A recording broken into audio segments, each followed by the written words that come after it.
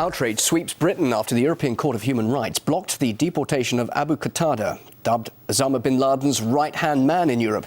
It's the latest in a string of questionable judgments that have overruled domestic decisions.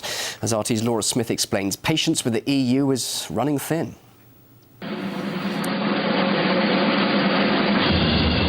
A sovereign land with its own queen, its own currency and its own parliament, but laws made by someone else.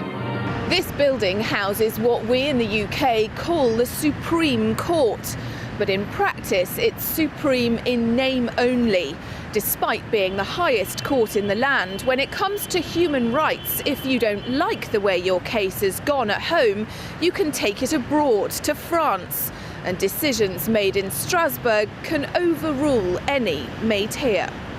The European Court of Human Rights was set up after World War II to avoid the persecution of minorities by the state, but now it's been derailed.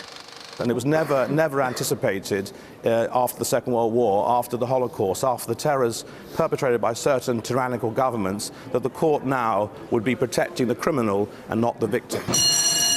Delays and controversy have dogged the European Court in Strasbourg. There's a backlog of up to 8 years, and when cases are decided, judgments are often bizarre.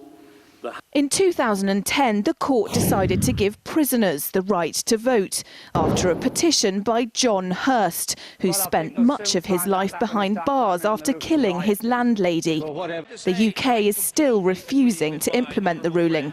It makes me physically ill to even contemplate having to give the vote to anyone who is in prison. Nausea aside, it could also cost a fortune. The last time that we looked at this, the cost of complying with judgments under the European Convention of Human Rights was about £2.1 billion a year.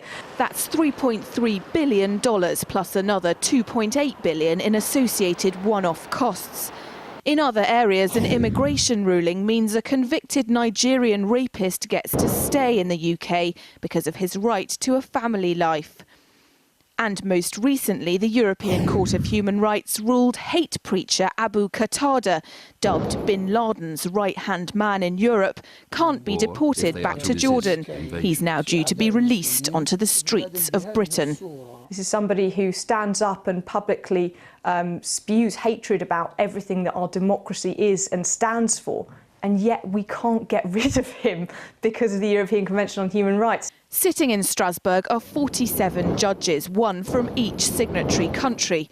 So far, so fair, except none of them were elected by the people of the countries they're making law for. We've got a system of law and order in this country that's worked for many, many years, with the seat or the mother of all parliaments. Why do we need Strasbourg or Brussels to tell us what we can and cannot do? The answer is we don't, so therefore I want British law for British people. Those who aren't calling for the UK to pull out of the European Convention on Human Rights altogether are demanding reforms to stop Strasbourg making decisions on what should be sovereign issues. The court has to be more focused on fundamental civil and political rights, not interfering in the daily lives and in the administration of the criminal justice system in the member states of the Council of Europe.